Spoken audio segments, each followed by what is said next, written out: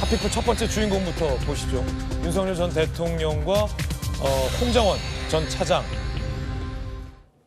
홍장원 전 차장의 메모. 그 메모가 논란이었습니다. 들어보시죠. 이게 뭐 그냥 웬만큼 쓴 거고 글씨체가 비슷하고 뭐 내가 작성한 거라 그러면 그걸 왜 증거 동의를 안 하겠습니까? 근데 자기가 초안이라고 초고라고 낸 게 그냥 지렁이에요. 지금 이 사건에서 가장 중요한 홍장원 관련해서는 그 보좌관의 진술이 가장 중요합니다. 근데 그 보좌관에서 조사를 안 했다는 것은 진실을 덮겠다는 거죠. 이해할 수 없습니다. 그러니까 아니 그래서 필요하시면 나중에 보좌관. 저는 왜 이렇게 흥분하시는지 이유를 모르겠는데. 흥분하는 게 아니고 아까 제가 말씀드린 게 그래서 보좌관 반대 신문 해보시고 필요하면은 보좌관 저 증인으로 뭐 신청을 하시거나 그러면 되죠. 아니 기사도 예. 많이 나서 예. 홍장원 지렁이 이렇게 치시면은 본인이 낸 초고가 다 뜹니다. 네. 아유. 자, 홍장원 전 차장이 직접 썼다는 첫 메모 그리고 여러 가지 버전으로 진화된 그 메모를 이 증거로 채택하는지를 두고 공방을 벌인 겁니다. 그러니까 윤 전 대통령 측은 홍장원 전 차장이 임의로 만들어낸 메모 내용이다라고 주장하고 있어요. 홍 전 차장은 들은 대로 받아 쓴 거다라고 주장하고 있고요. 내란 특검은 실질적 작성자는 홍 전 차장이다. 사후 내용 확인하고 가필해서 완성했다라는 의견. 윤 전 대통령은 초고는 지렁이 글씨다. 초고와 메모는 비슷하지도 않다. 보좌관이 제대로 썼는지 모르겠다라며 홍 차장이 가공해낸 메모다라는 입장입니다. 장동혁 전 대표가 저 지렁이 메모를 한번 든 적이 있었죠.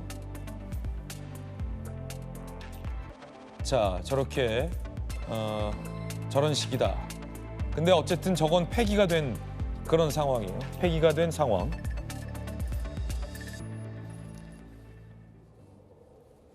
홍장원 전 차장 측 입장도 한번 보겠습니다. 메모 작성 경위를 두고 이렇게 얘기했습니다.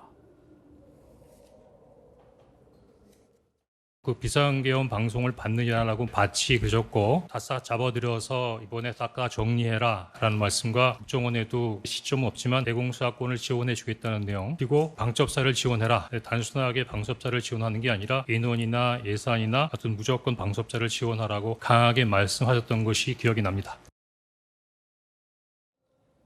이 메모는 보고서도 공문서도 아니다. 내가 보기 위해 만든 것이다. CCTV가 상당히 편집된 상태에서 편파적으로 공개됐다라고 얘기를 했는데, 자, 이 메모의 증거력, 이게 지금 논란인데 사실 주진호 의원님, 지금 CCTV가 CCTV를 대조해 본 결과 홍 차장이 말했던 시점과 장소, 특히 이제 한 손으로 전화를 받으면서 야외에서 메모를 작성했다라는 것과 그 장면이 CCTV가 없다는 거잖아요. 네. 그래서 진술과 현재 CCTV가 맞지 않는 그런 상황에 지렁이라고 문제 제기했던 그 메모 초고는 어디론가 폐기돼 있고 결국은 보좌관을 시켜서 작성하게 했고 본인이 이제 가필을 한 메모. 네. 그 메모가 사실은 뭐 계엄 여부의 어떤 판단을 차치하고 저 메모를 둘러싼 진술과 CCTV가 지금 다른 그런 상황이라 사실 많은 국민들이 의아해하는 지점이거든요. 네. 저 메모가 왜 좀 중요하냐면 여러 가지 증거들 중에서 사실은 탄핵 소추를 하는 과정과 탄핵 결정이 이루어지는 과정에서 그 홍장원 국정원 차장과의 진술과 그 메모가 상당히 큰 영향을 미쳤어요.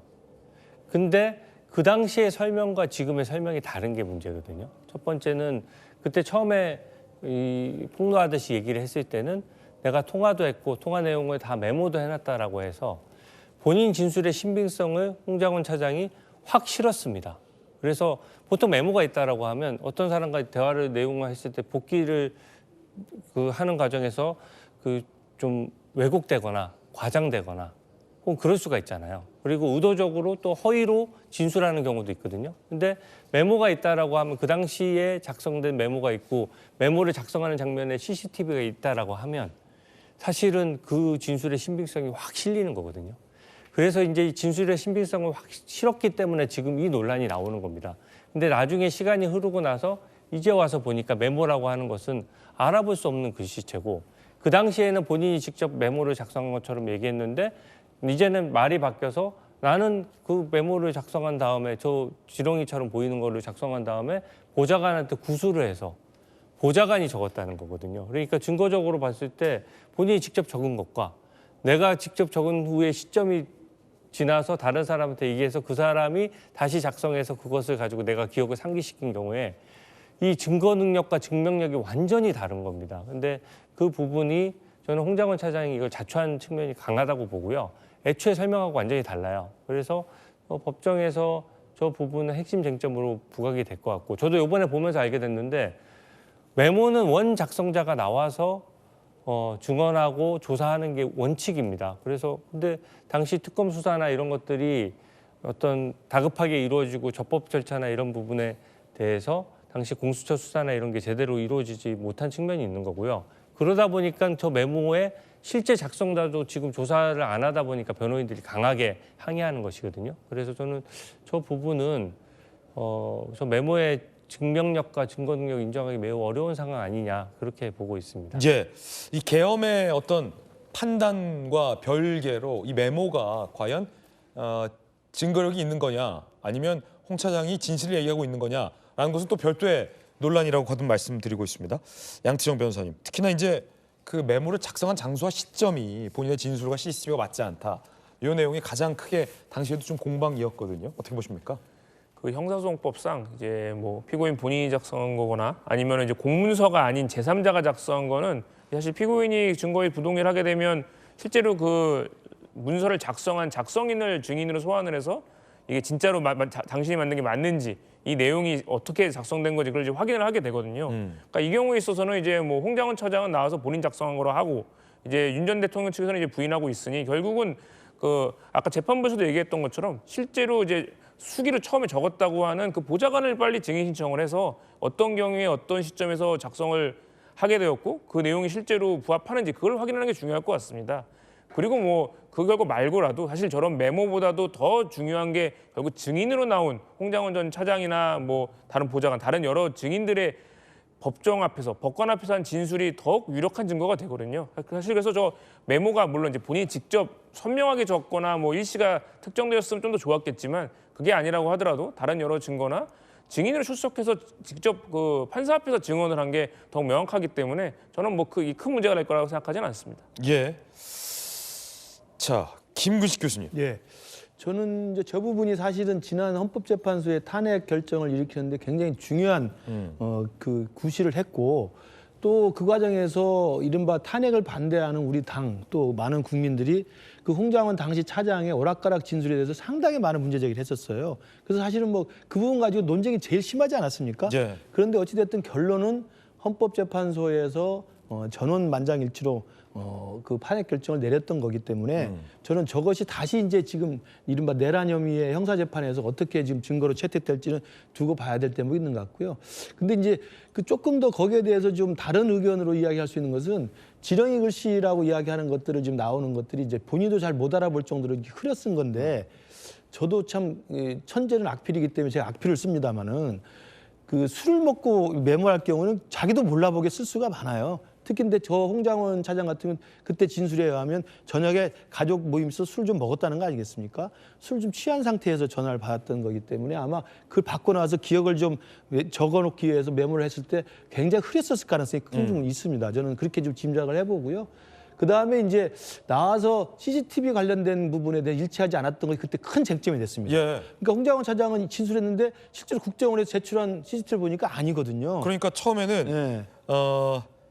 야외에서 어두운 야외에서 관사 입구 그렇죠. 공터에서 작성했다고 했는데 CCTV를 보니까 본인의 집무실 안에서 그렇죠. 작성했던 게 드러났고 네. 메모가 대필시켰던 것도 야외에서 어둡게 썼기 때문에 보좌관에게 보고 다시 쓰라라고 했다라고 초반에 진술했지만 야외에서 쓴 메모가 아니었던 거잖아요. 그렇죠. 그러니까 이제 구두로 불러주고 다시 적게 했다라는 부분들이 CCTV가 너무 맞지 않다. 이게 당시에 논란이었거든요. 그렇죠. 그러니까 그 부분도 재판부에서 아마 좀 결론을 내려야 될 대목인 것 같고 아마 지기현 판사가 저 부분은 잘 한 것 같아요.